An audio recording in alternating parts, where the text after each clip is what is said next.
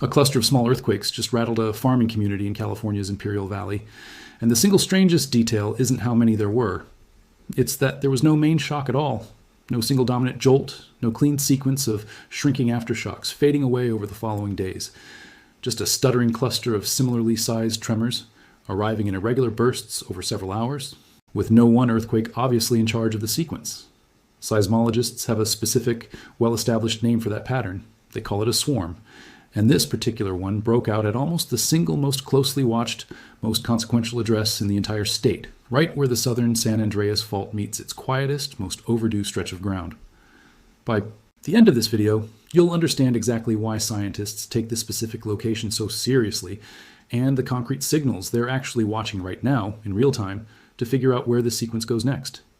If that kind of unfolding science story interests you, go ahead and subscribe, because we track exactly these kinds of developing situations. This latest sequence rattled Brawley, a small agricultural town in Imperial County, in late July of 2026.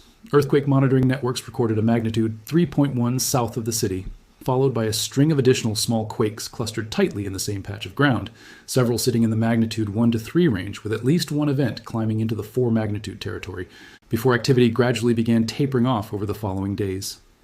The city activated its Emergency Operations Center as a precaution, then shifted to lighter virtual monitoring within a couple of days once conditions calmed down. City officials reported a handful of minor waterline issues, and no significant structural damage anywhere in the community, and no injuries were reported anywhere in the surrounding area. On its own, that's a minor, forgettable news story, the kind of thing that barely registers outside the immediate area. Small earthquakes happen constantly across Southern California. What makes this one worth real attention has almost nothing to do with the earthquakes themselves and everything to do with where exactly they happened. And it helps to understand why a swarm behaves so differently from an ordinary earthquake sequence in the first place. When most people picture an earthquake, they picture one big jolt followed by a string of progressively weaker aftershocks fading away over hours or days, the standard pattern that comes from a single fault surface breaking and then gradually settling down as the surrounding rock adjusts to its new position. A swarm doesn't follow that script at all. In a swarm, you get dozens, sometimes hundreds, of earthquakes clustered tightly together in both time and space, switching on and off in irregular bursts that can stretch across days or weeks, with no single event clearly dominating the sequence from start to finish. The underlying cause tends to be different too.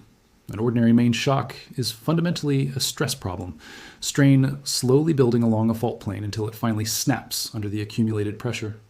A swarm is usually more of a fluid problem instead, water migrating through cracks and pore spaces in the rock, shifting pressure across a whole network of small interconnected faults and letting each one slip a little at a time rather than all at once.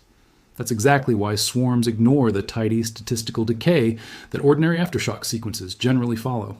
They can stall out completely for days and then restart without much warning, because the underlying driver isn't one broken fault gradually relaxing back to equilibrium. It's fluid actively moving through a fractured system, and fluid can start and stop in ways a single clean rupture simply can't. That distinction carries one genuinely practical consequence. In a normal sequence, once the big one has already struck, the statistically worst part is usually behind you. In a swarm, you never really get that reassurance, because there's no clear main shock sitting in the rearview mirror telling you the sequence has peaked. If the idea that this specific type of earthquake behaves fundamentally differently from what most people assume is the kind of detail that changes how you'd interpret the next news alert on your phone, that's exactly why it helps to subscribe right now, because the location behind this swarm is where things get genuinely interesting. This activity is unfolding inside what's known as the Brawley seismic zone, a stretch of ground geologists describe almost like a tectonic junction box, an active spreading center where the crust is actively pulling apart rather than simply grinding sideways the way most of the San Andreas system does. It's the specific spot where the northern tip of the Imperial Fault hands off plate motion to the southern end of the San Andreas Fault near the bottom of the Salton Sea, and it sits close enough to a young volcanic field called the Salton Buttes, whose most recent eruptions occurred roughly 9,000 years ago, that geothermal heat and fluid activity in the crust here run unusually high compared to most of California. When the Brawley zone shakes, it's shaking right at the doorstep of the most famous fault system in the country. And the exact segment of the San Andreas that begins there happens to be the one that genuinely worries seismologists most. The stretch running northeast along the Salton Sea past the small community of Bombay, Beach, and up toward the Coachella Valley and greater Los Angeles beyond it. This isn't the first time this ground has behaved like this, and it isn't even the first time this year. Back in May of 2026, the same underlying structure produced a considerably larger swarm, starting with barely noticeable tremors in the early morning hours before, climbing through a magnitude 4.5 that same day, and eventually a magnitude 4.7 just after midnight, the strongest event of that sequence. That episode ultimately produced several hundred separate recorded earthquakes over just a couple of days, was felt by well over 100,000 people scattered across the wider region, and prompted the city to activate its own emergency operations center, along with the state's Office of Emergency Services monitoring the situation before conditions eased and activity gradually tapered off. The same broader zone has lit up repeatedly across the past couple of decades too, with notable swarms recorded in 2021, 2020, 2012, and reaching back further to 1981, restarting on the same underlying fault network across years and even decades apart. That repeating pattern is genuinely well-documented, well-understood behavior for this particular stretch of crust. It's simply what this ground tends to do over and over whenever conditions line up. But every restart resets the one question nobody can answer reliably in advance, exactly where this specific sequence eventually tops out before it fades. If watching the exact same patch of ground reset itself and roll the dice again every few years is the kind of pattern that makes you want to understand the full history behind it, go ahead and subscribe, because that history is exactly what tells us where the practical ceiling for this activity actually sits. Looking at that longer track record actually gives you a rough working ceiling. The 2012 Brawley swarm produced a magnitude 5.5, alongside hundreds of smaller shocks and caused minor damage. The 1981 Westmoreland earthquake, which behaved more like a conventional main shock than a pure swarm, reached magnitude 5.8. The 2020 Westmoreland swarm grew active enough that the Geological Survey issued a formal aftershock forecast, ultimately producing more than 60 earthquakes above. Magnitude 3. Put that history together, and you get a practical ceiling for swarm-type activity in this specific zone, somewhere around magnitude 5.5, strong enough to crack plaster and rattle nerves, but historically not the kind of event that levels an entire region on its own. So could a swarm like this eventually nudge the much larger, sleeping San Andreas next, dour into finally rupturing? That's genuinely an open scientific question rather than something settled confidently in either direction, and the honest answer involves real nuance rather than a simple yes or no. The southernmost stretch of the San Andreas, the one running past Bombay Beach, hasn't produced a major rupture in more than 300 years, an unusually long silence for a fault segment capable of producing an earthquake in the magnitude 7 range. Paleoseismic trenching studies, digging carefully across the fault trace and dating the disturbed soil layers left behind by past ruptures, worked out a rough historical recurrence. Interval of roughly 180 years for this section. Run that math. Forward. And this segment isn't simply due for another rupture in some abstract statistical sense. It's genuinely well past its own historical average, sitting on borrowed time by the fault's own past behavior. Earthquakes do change stress on nearby faults, but a magnitude 3 or 4 event only does this meaningfully across a range of a few kilometers at most. This particular swarm sits roughly 60 kilometers south of the San Andreas terminus itself, close enough to keep the underlying question alive, but far enough that the actual stress it adds to that fault remains genuinely small. Documented cases worldwide do show a small handful of swarms preceding larger nearby earthquakes eventually, but the overwhelming majority simply rise, sputter for a while, and fade back into ordinary background activity without incident. Across earthquakes globally, only somewhere between roughly 5 and 10% of moderate shocks turn out, in hindsight, to have been foreshocks preceding something considerably larger, and there's no reliable way to identify a foreshock in advance. It only earns that label retroactively once the bigger earthquake actually shows up. Until then, it stays statistically indistinguishable from the thousands of other small earthquakes that lead to absolutely nothing. If you're the kind of person who wants the honest statistical picture, rather than either baseless reassurance or manufactured panic, that's exactly the kind of content this channel is built around. The clearest precedent for how seriously scientists take activity in this exact area comes from September 2016, when a swarm of roughly 100 earthquakes, topping out around magnitude 4.3, broke out directly at Bombay Beach, essentially right at the fault's terminus rather than 60 kilometers away. Because it happened right on top of the San Andreas itself, the Geological Survey did something it almost never does. It publicly raised the estimated odds of a magnitude 7 or larger earthquake striking the southern San Andreas within the following week to as high as 1 in 100, up from typical background odds of roughly 1 in 6,000, a roughly 100-fold jump in the underlying probability. California's Office of Emergency Services issued a formal advisory, and the state genuinely braced for the possibility over the following days. Then nothing happened. The swarm faded, the elevated odds decayed back toward background levels within about a week, and the advisory quietly lapsed without incident. That wasn't a failure of the underlying science. It was the system working exactly as designed, since a 1 in 100 chance still means nothing happens 99 times out of 100.